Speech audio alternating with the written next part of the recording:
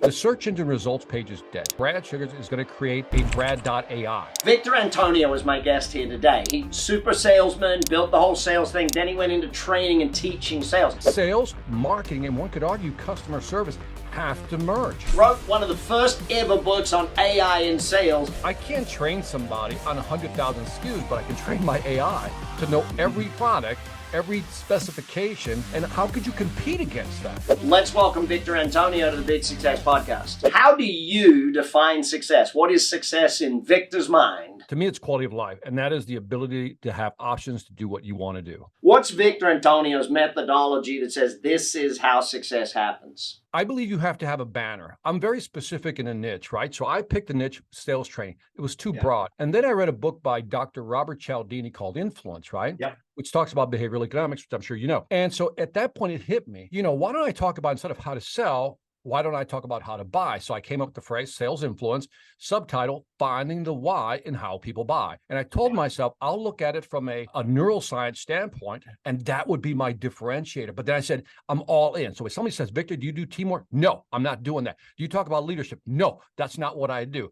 I do sales influence. That focus right there, I kind of staked out a claim in the sales world. And then I started just creating content on a cadence after that. I think I was doing like 3 or 5 videos a week on different snippets. The best way I can describe this, Brad, is that because I was putting content out, right? And people are like, why are you giving it away for free? Why are you giving it away for free?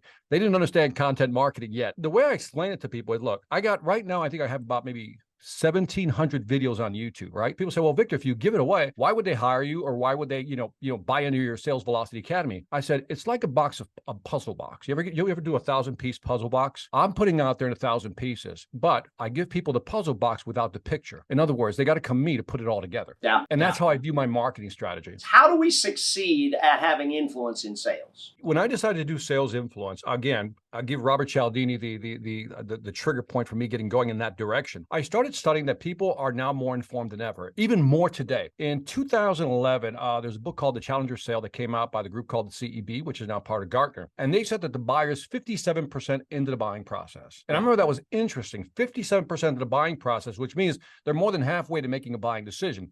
I would argue that today that number is probably 70, 80%. And when we get on the subject of AI, that's probably going to get to 80, 90, maybe 100%, and they'll just make decisions. So I realized that buyers are smarter than now. You can't really sell them because they have the information. So fast forward, if I were to divide the world of selling, it'd be pre-internet and post-internet. Pre-internet, you can sell to them. That's when you can, value proposition, willing to spend time, blah, blah, blah. Now, because they have the information, we have to figure out how they buy and then align our sales process with how they buy. And that's where that came from. If I understand how you make buying decisions or what holds you back from making a buying decision, and I can figure that out, then I can sell to you more effectively without pressuring you. So I use the word pressure for pushing and selling. Nudging is guiding you to a decision that I know you're going to make if I present things in the right way. How do we succeed at creating the right sales strategy? That's a big question because that's either a B2C or B2B question, right? And today it gets a little more complicated because, again, you can create a sales strategy. In fact, let me back up. This is really interesting. I was doing some research for a presentation, again, on AI, and I found something really fascinating. In 2018, the average salesperson was spending about 35% of their time in actual sales activity. Fast forward to this year, that number has gone down to 33%. Well, how can that be? How can they spend less time on sales process when they're getting more sales enablement tools? Companies are investing in all these tools. Every salesperson has a tech stack of 7 to 11 different product stacks, right? So that was interesting. What's happening is we're giving salespeople more tools, but I think we're focusing on the wrong side of the equation. What we want to do is go to the other side of the buying place. Again, the buying side, because what we have to do is make it easier for customers to buy. And so when people say, what's a sales strategy? We have to understand that sales, marketing, and one could argue customer service have to merge. We can't treat them as silos anymore. And for the first time, I can't believe I'm saying this because I used to ridicule marketing. Remember that John Wanamaker line? 50% of my marketing works. I just don't know which 50%, that whole thing, right? And so now marketing is the driver of sales, of qualified leads. And so we need to shift more money over to the marketing side because they're the ones that are conditioning the buyer along the buyer journey. It is that last mile. That's where the salesperson comes into play. It's that last mile to get them over the hump.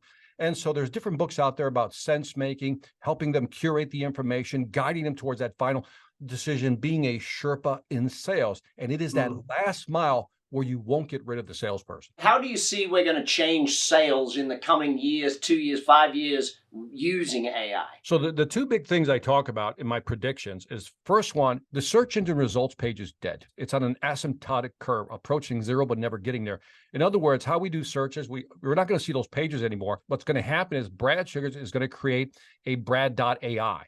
That's his digital twin. And Brad's going to say, okay, look, I'm looking for a camera. I want it in this price range, these specifications, find me the best three, and then suggest the best one. And then if you're bold enough and you trust your digital twin, Brad, you're going to say, and buy it while you're at it. That's what's going to happen. So no more going in there and doing Google searches. That's one big change. And then the other one is the cloning that's going to happen. Because if you were to hire a person with a bachelor's degree, well, okay, that means they went to 4 years of college.